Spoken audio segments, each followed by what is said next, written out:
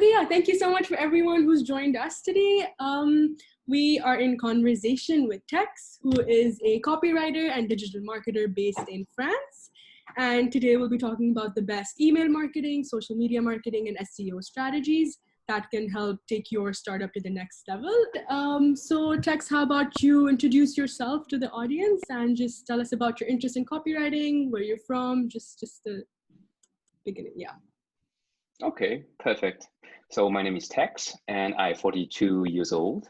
I'm married and I have 3 kids. The oldest is 20 years old, the second 18 years old, and the last one is 10 years old. I live in France, so in a suburb near Paris, near Disneyland, a small town called Beaumeuse. And before talk about in copywriting, I want to introduce myself with a story. 10 years ago, I discovered Iaido. This is a Japanese martial art that means the way of the sword. And after 4 years, I practiced with my sensei. By the way, it means teacher in Japanese. Asked me to become his successor. You know, he was 80 years old at the time, and to be his successor was very honored. And but the thing is, I didn't have any clue of teaching. I was a good practitioner, but not pedagogue. Even my wife didn't think I have this skill. And you know what? I have to learn. So I learned it. I developed this skill, and in 1 year I become his successor. I have my own students, and 2 years later we create our dojo, our school. Okay, in Japanese. So 2 years ago, I had broken my wrist, had a broken ligament, and my surgeon told me that I will never be able to practice again. You know, that's my passion, so it was very difficult time, and I can say the world had just collapsed under my feet. So I couldn't stick with it, and you know there are some emotion when I think about it, and I continue to practice without the sword. I invented an art I called air iaido. This is the same thing. You know air guitar. It is quite the same thing, but you have to work in slow motion to fully feel your movement. And I taught that to my students since, and their progress in that art. So it's very cool. Maybe you wonder yourself, why are he talking about that? Because you know, when you have a startup, when you're an entrepreneur, it's important to focus on what you want to do, what are your dreams, and what you need to learn to succeed. So this is the same thing when I started to be a copywriter. I didn't know how to write. My English is not really good. I'm not. This is not my first language, so I just wanted to learn this new skill, and it's possible. So maybe you want to know what is exactly copywriter.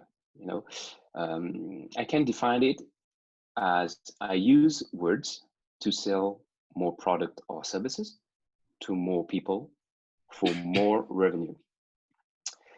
Because in these days, you know, copy is everywhere. When you have a video script, when you have a movie, when you have an email, a web page, this is everywhere. So I will talk about that later, about what is really the copywriting and the difference with the content writing. Then I founded my company called the Copy Closer Inc. with my partner Frank Capital, and it's been almost a year we've met because we've been intentionally trained by top marketers in the world.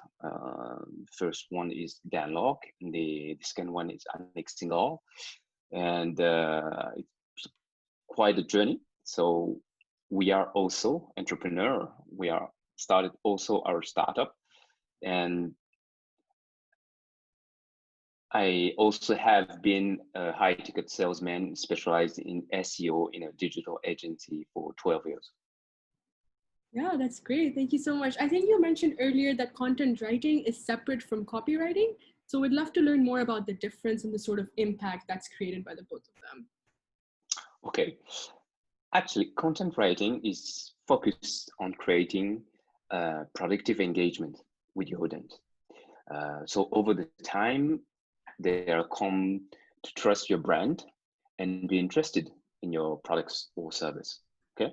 For example, you have blog post, social media post, newsletter, white papers, ebooks. It's a difference between the goals. So content writing seeks to inform and engage.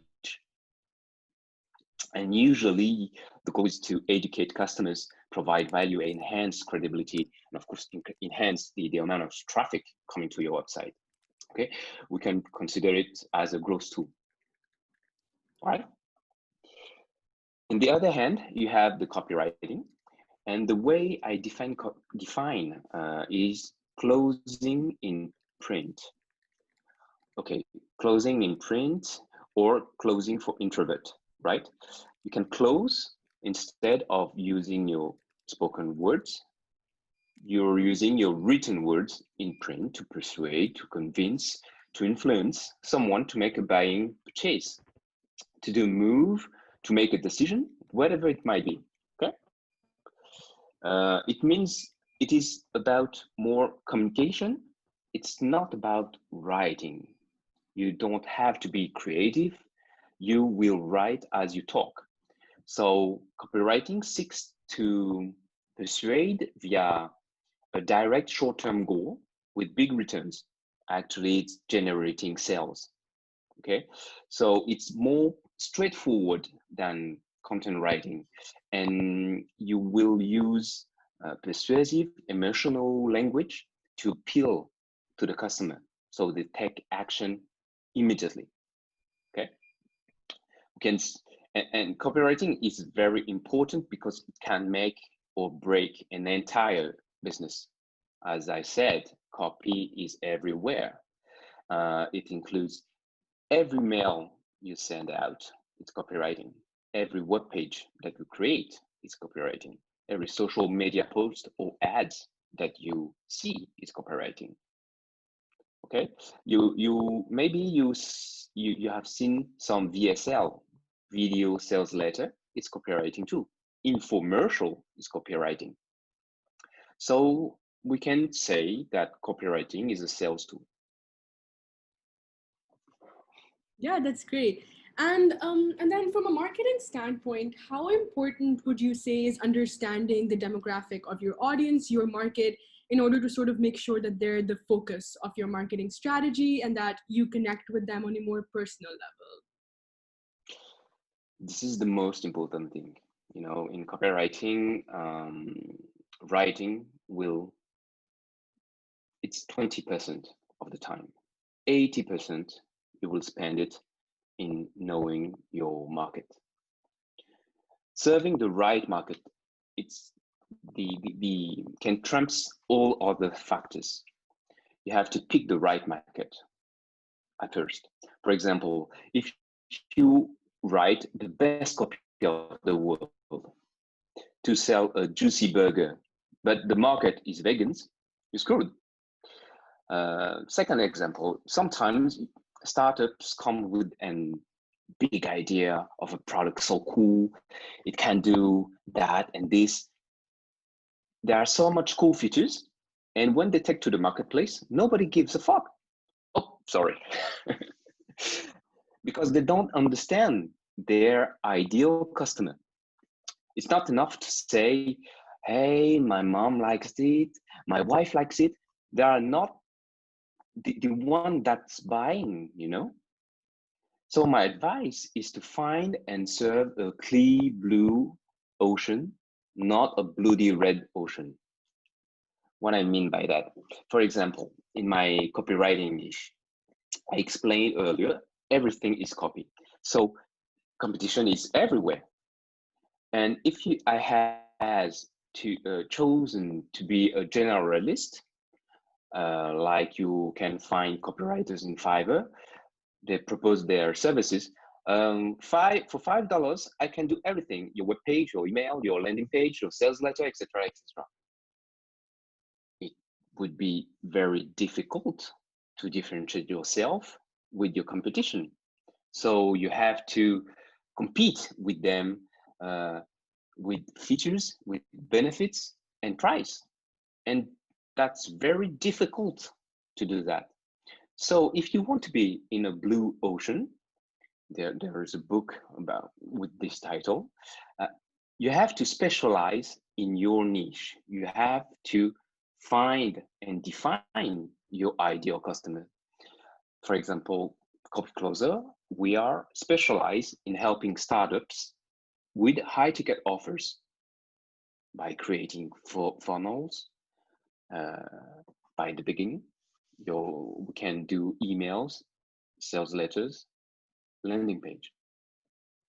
Okay, so when you find and when you pick your market, you need to understand it, because my mentors used to say, the more you understand your market, the more you earn money.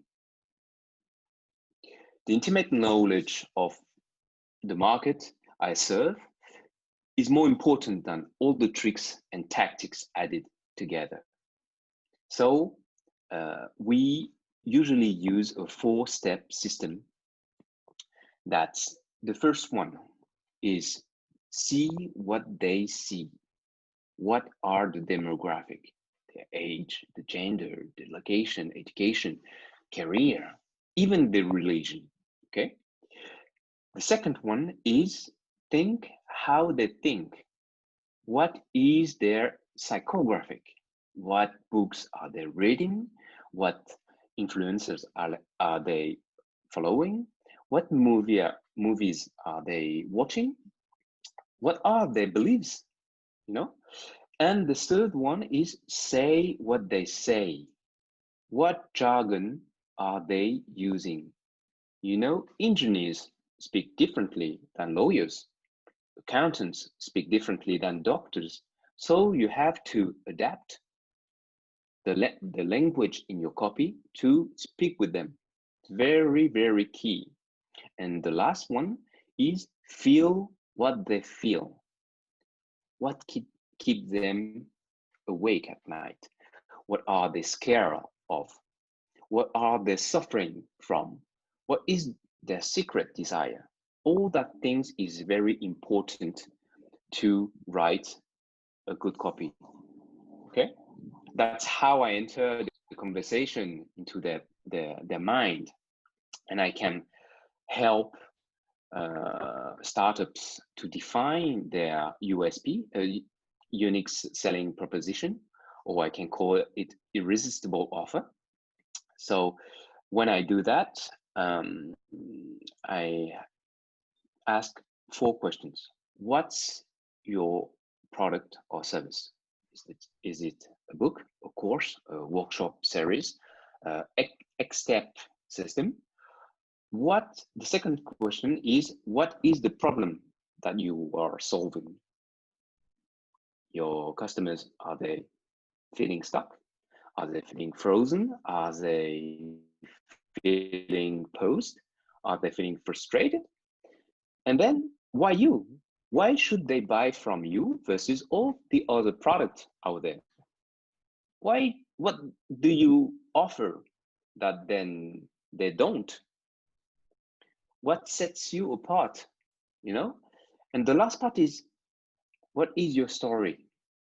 How did you discover the product? What did you go through? Make it sound like you had to earn the right to discover this product. You know, that's all that things have to know before writing any words. Yeah, no, that's great. Thank you so much for that. So just going back to what the theme of this conversation is, right? What are your top 7 digital marketing strategies, and how can our startup founders who've joined us on this call incorporate them within their marketing campaigns, their marketing efforts, etc.? Okay, so my top 7 digital marketing strategies. There are 3 categories. You have the first one is SEO. You mentioned it, and content marketing strategies. No, they are both connected in these days.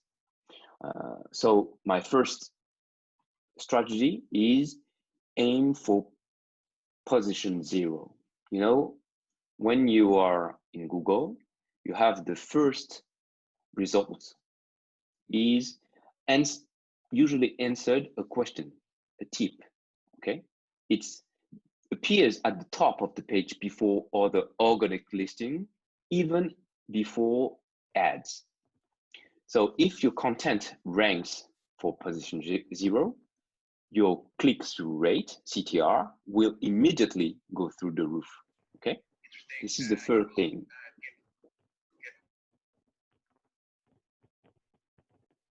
Yeah, no, keep going on. Yeah, I think someone unmuted themselves. Yeah, keep going on. Sorry. Okay. The second tip is to create content for all stages of your funnel. If your content is ranking well in Google, but faces a high bounce rate or low average session duration, this could be a mismatch issue.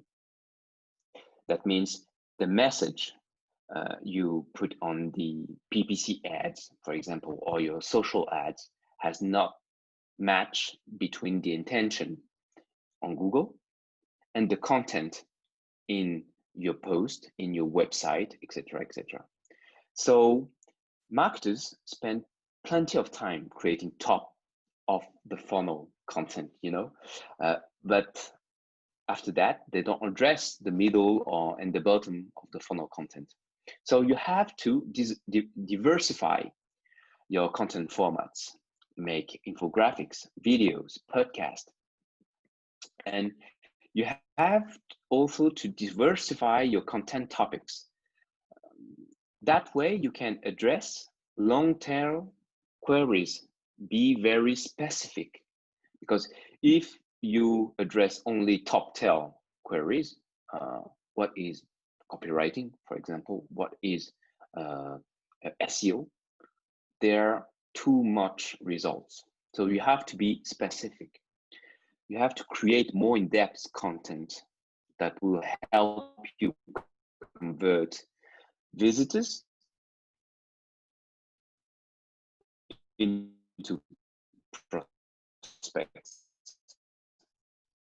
and prospects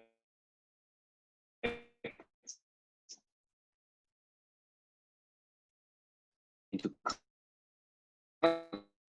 customers. Okay. The next more co-branded content. Tex, I think we're losing you out a bit.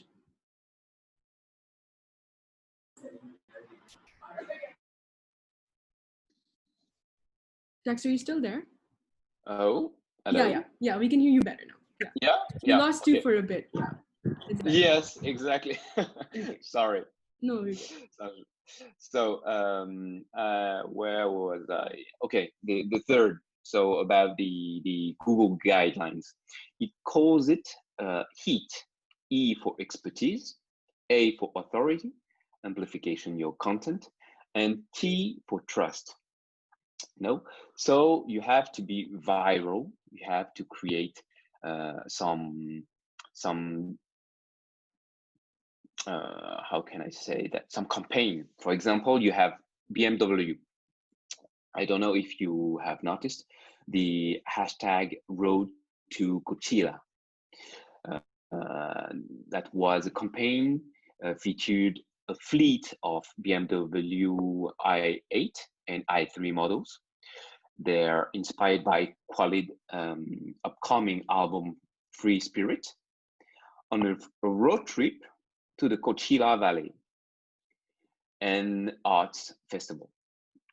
And you are a lot of influencers like Paris Hilton, Dorothy Wang documented the ride that included pit spots with fan giveaways, concert, food trucks, and exclusive experience. So that kind of campaign is very viral. A lot of person will engage. Actually, there was more than 30K of engagement. So it's very key to your digital strategies. This is the first one, the first category. The second category is very about social media strategies. So you have to build your community. For example, there are a lot of LinkedIn group. Okay, so their copywriters write articles giving value and showing brand expertise.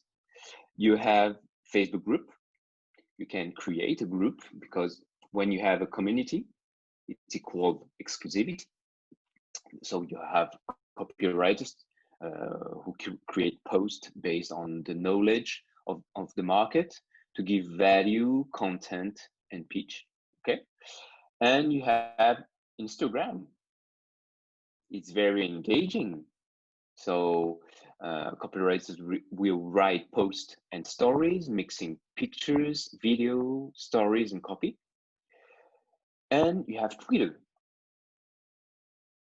They are not exclusive group, but brands can be prompt while responding to audience queries and complaints, and regularly host Twitter chats to interact with their followers. The fifth one is social ads. Very key, very important. You know, Facebook ads is the most important in the category. This is more expensive over the year, but still really lucrative if you have, if your ads are compliant, because there are a lot of rules and they are moving, changing all the time. So it's very difficult for a business owner to deal with the old Facebook campaign, because maybe sometime they will spend a lot of money, but their ads are not compliant. So when you run some Facebook ads, it's important to have a copywriter specialized in writing compliant Facebook ads. Okay. Then you have a category about email marketing. You have email marketing in large, and you have email marketing funnel. So email, you know, is still one of the most effective channel to reach out to your target audience. The opportunities of segmentation, personalization, and automation, allow you to enhance the customer experience. So very key, because when you create a top funnel, you will do the ads, as I say, but when you have the client, after that, you can do the follow-up, and the follow-up is with the email marketing. So it's very key. The fifth one is to design and mobile-friendly emails. This is the same thing. You know, in this year, there are approximately 4 billion email users and 3.2 billion smartphone users across the world. So if your emails can be viewed on a smartphone device, it may impact the effectiveness of your email marketing efforts. So the true purpose of email is not to sell, is to pre-sell. is to build a true relationship with your audience. You know, when you have a lot of spam on your inbox, oh, you are angry because you have a lot of filters, but there are some that come across the filters. So you have to address a good email marketing is to create your list at the beginning.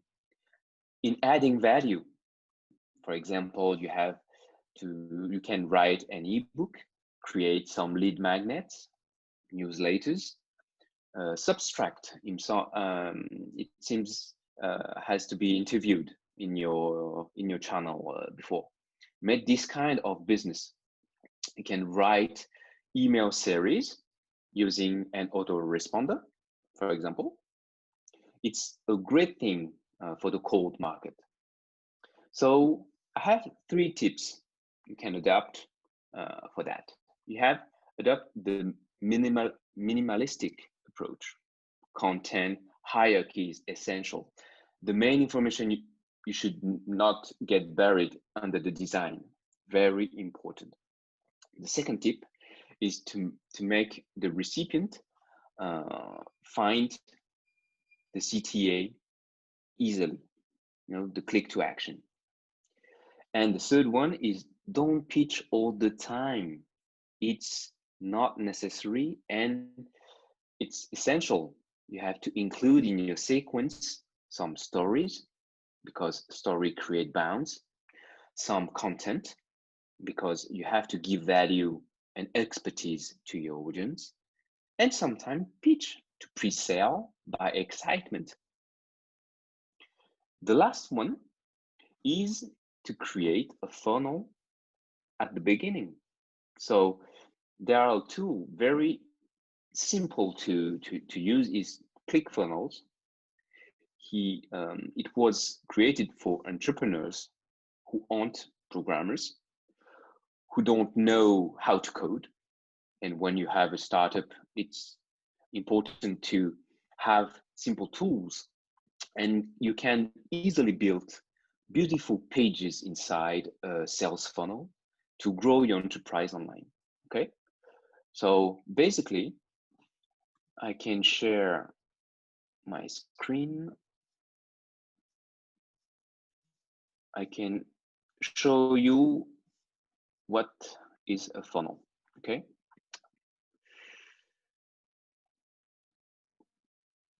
We also have a few questions coming in the chat, so we'll okay, address them after you show us the funnel and we finish up with the 7 tips.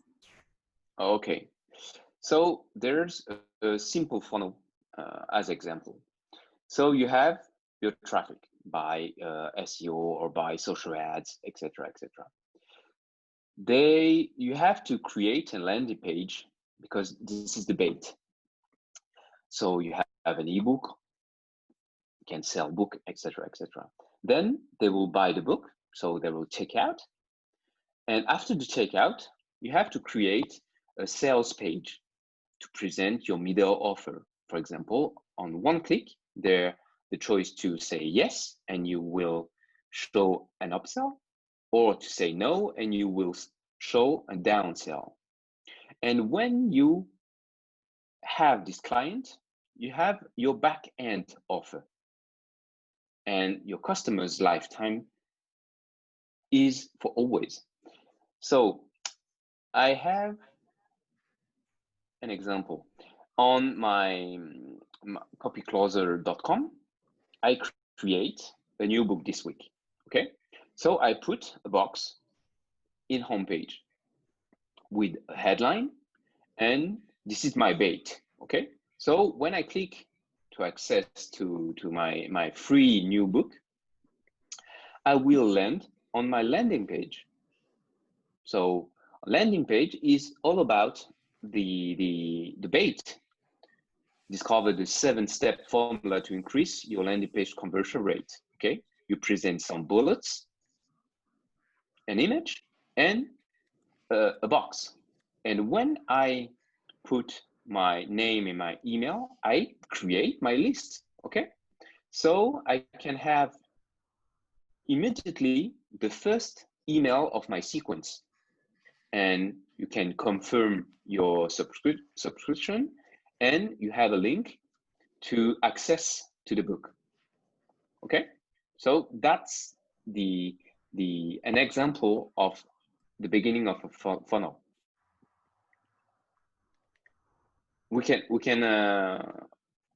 I can answer some question if you want. Yeah, no, that's great. We have a few questions from Ume Ayman. I'm wondering if you would want to unmute yourself and ask the questions yourself, or I can just read them out and Tex can answer them.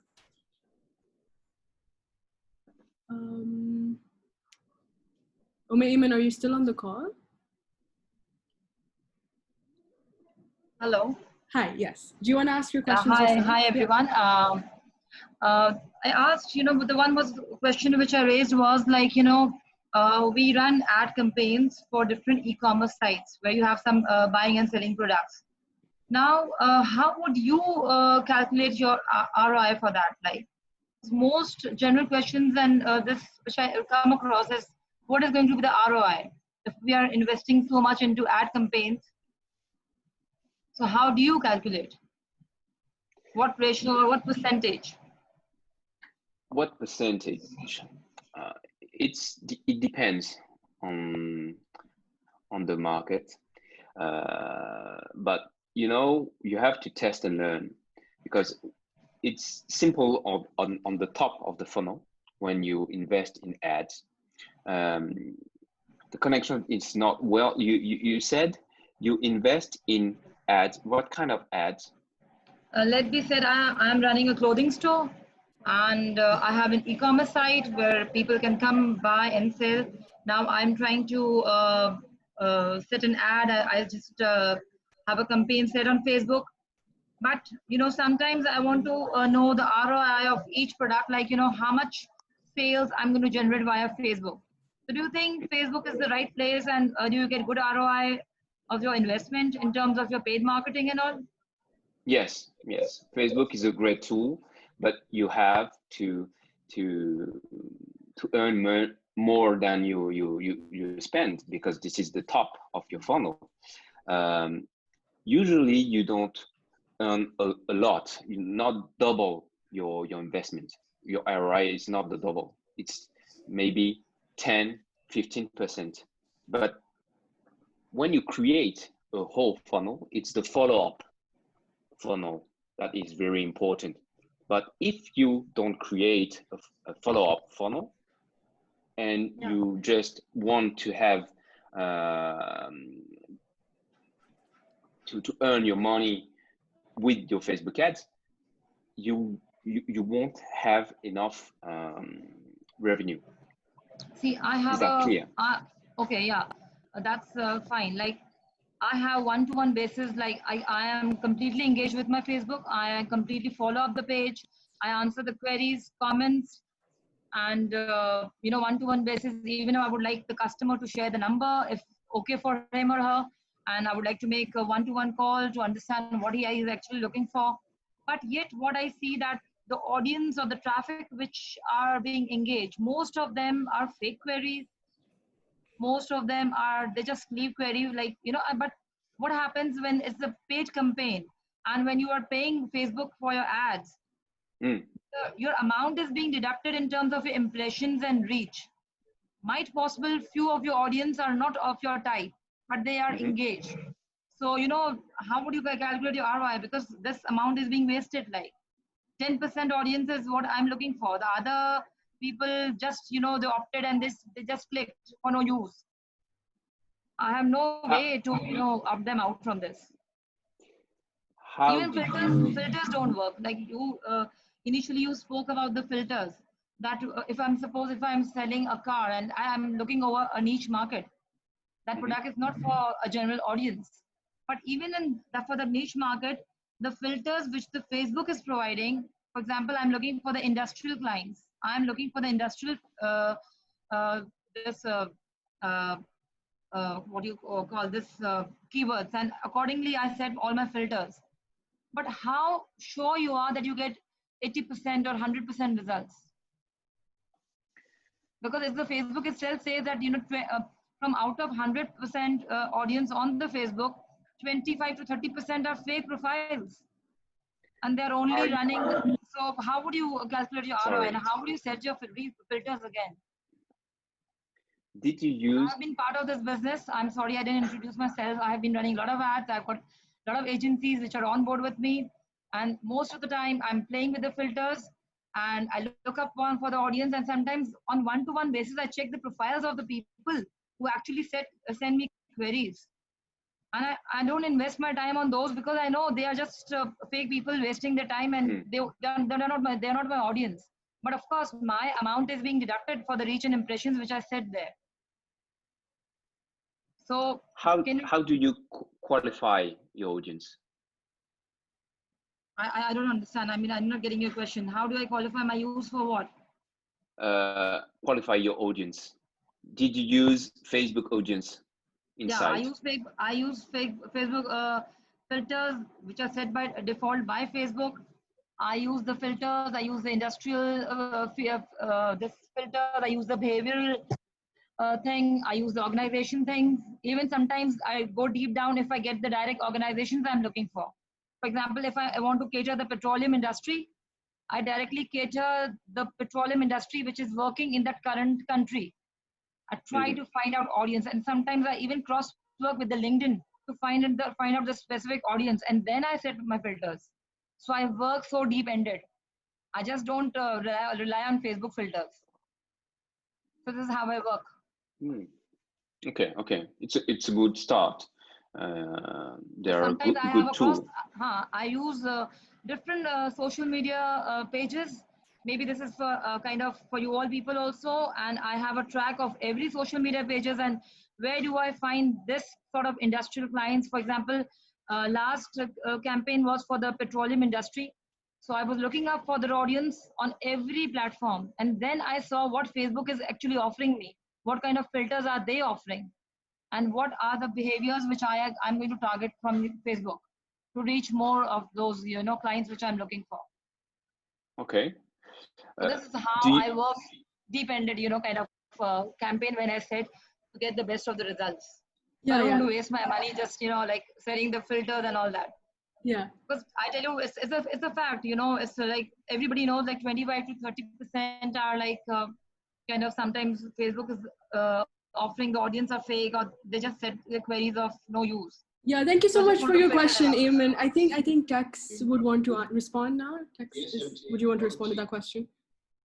Yeah, because there are a lot of things that says about Facebook, but it's real. A lot of business spend a lot of money on Facebook. Maybe you have listened, as you said, the fake audience, etc., etc. But it works. The main question you have to address is how will you write your copy on your ads? Are you addressing an ideal customers? Are you identifying your ideal customers? When you write your ads, you have to speak to them as you are a one-on-one discussion. It's very key, because when you have a lot of ads in your thread, sometimes you don't want to read ads because the picture is not attracting. Sometimes the headlines, it's not very catchy. So you have to work on that, and after that you will have a better understanding and a better audience, and your clicks through rate will be better with a more qualified prospect. Yeah, thank you so much for that. We have another question from Daraksha. She's asking, if we're launching an app, what are the best strategies that work to draw in the target customer? What are the key elements to add in a marketing dashboard? I'm assuming those are two separate questions, so if you would like to respond to them. Okay. When you launch an app, it's like a product or something else. You have to use social media first.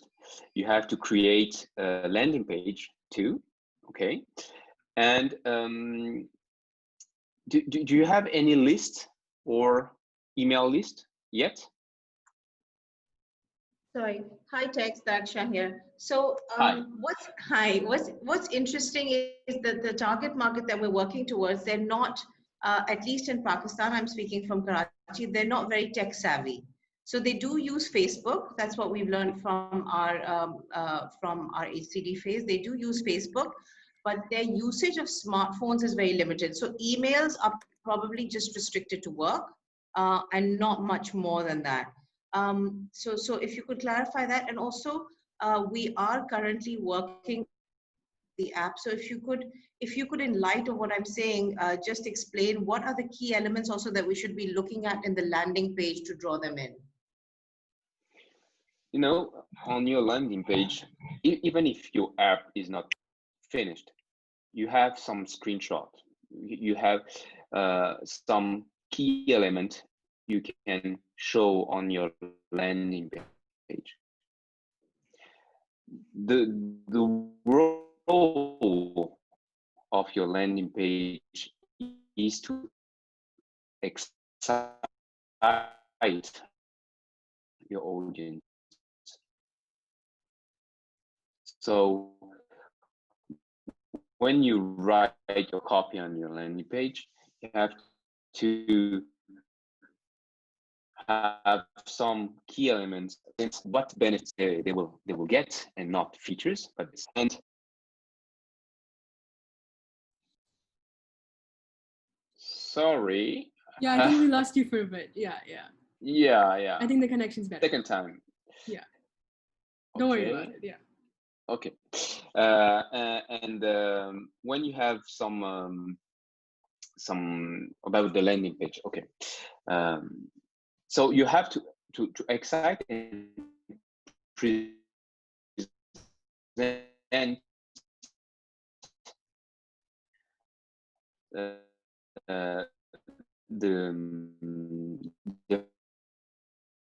value they will get.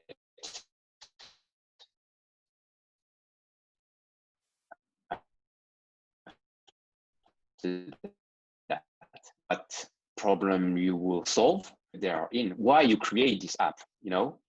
And